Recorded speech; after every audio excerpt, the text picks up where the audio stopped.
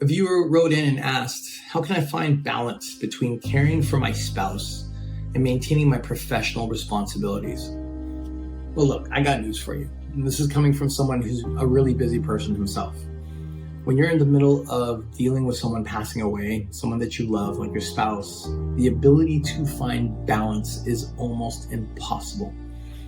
And the reason simply is because the term balance means that you're spending an equal amount of time working as you are caring for someone that you love.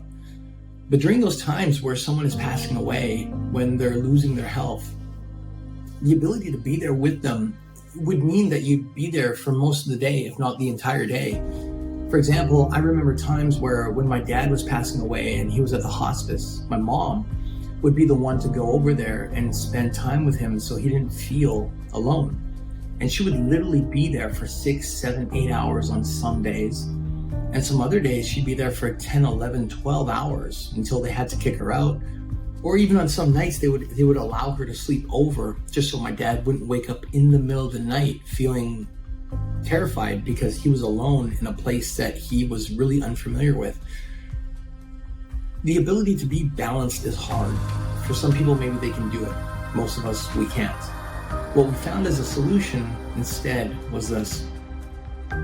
During times where you have to deal with someone who's passing away and you want to be there for them, if you have to take care of your responsibilities professionally, then number one, you have to have an ability to do that while minimizing the feeling of guilt. The feeling of guilt is going to be something that we all have to deal with because, come on, let's be honest.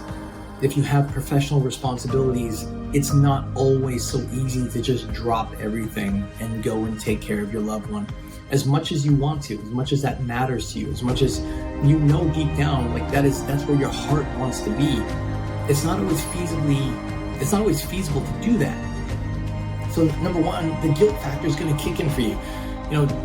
Don't allow yourself to just believe it won't be there. That's almost like lying to yourself. Just expect it will. And number two, if you do or when you do feel that guilty feeling, which can affect your quality time with your loved one when you actually get time to be with them, you got to have a way to minimize that feeling of guilt. And that's one of the things that we learned to do professionally here between using clinical hypnosis and neuro-linguistic programming, is that both those systems allow speed. There's a speed factor involved where within minutes, you get a chance to learn how to emotionally control that feeling of guilt for yourself. So if it starts to creep up on you, instead of it ruining your day, your week, or your month, you have a chance to tone it down, almost similar like toning down the volume on your radio or on your TV. Imagine having the capability of doing the same thing, except we're talking about your emotions. That is possible, and I'm living proof of it, as well as many of our clients.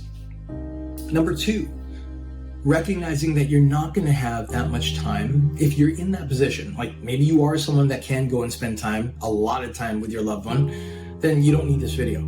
But if you're in that place of being stuck where you have to take care of professional responsibilities, but you still want to be there for your loved one, recognize that you will most likely end up spending less time than you want to. Which means what? Which means when you're there, when you're actually in front of your spouse, your loved one who's passing away, allow yourself to just shut off, take that time off, turn off your phone, put it on silent if you can, and really just give your fullest attention to that person, to the person that you love. Because you know that as you're there spending your minutes and your hours, those days are going to become far and few between. And anybody who ends up going to a hospice, for an example, knows that usually is the last place that they go before they pass. So if you're there, then if you know they're going to pass, the last thing you'd want to do is feel guilty or feel ashamed or feel sad, because while you were there, you're on your phone. While you were there, you're watching TV. While you were there, you were doing something else that really wasn't giving that person your undivided attention.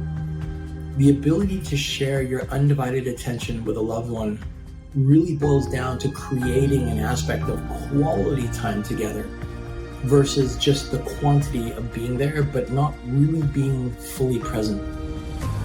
I can say from personal experience that during the times I was there with my dad, there were some moments where I wasn't fully present with him because he was, either knocked out or we were having to deal with paperwork to get him to sign certain things before he had to go. And the attention really wasn't on him. And there were other times where we didn't have to deal with all that stuff. And when we were focused only on him, talking to him, checking in with him, making it all about him, you could see the look on his face. You could see that look of feeling safe again, of feeling loved, of feeling like he mattered. During a time where he felt like nothing mattered anymore because his days were numbered and he knew his time was coming. So to answer your question, you might not have the ability to create that balance, but you definitely, whether it's 10 minutes, whether it's 30 minutes, whether it's a few hours, you definitely have the ability to make any time that you have spent with your loved one quality time. And to make that quality time real, you just got to put all your attention during that time that you're there with them, about them.